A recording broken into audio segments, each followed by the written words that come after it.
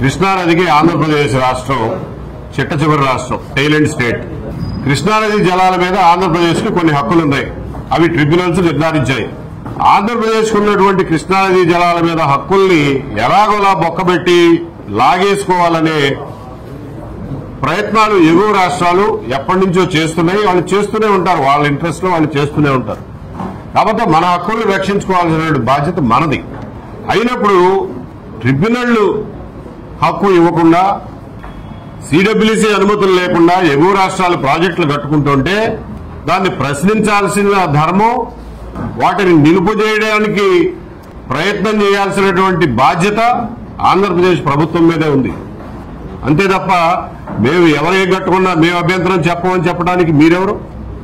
మీరు ఆంధ్రప్రదేశ్ రాష్ట్ర ప్రజల హక్కులు పరిరక్షించడం కోసం ఏర్పడిన ప్రభుత్వం ఇది. మీరు ఆంధ్రప్రదేశ్ ప్రజల హక్కులు కాపాడకుండా పై రాష్ట్రాలు ఏం చేసుకున్నా మేము అభ్యంతరం చెప్పట్లేదు అని చెప్పడం అధర్మం అవుతుంది. కాబట్టి రాజకీయాల కోసం ఏదన్నా ఒక మాట మాట్లాడే ముందు ఆంధ్రప్రదేశ్ ప్రజల నీటి హక్కుల్ని దృష్టిలో పెట్టుకోవాల్సిందిగా కోరుతున్నాను.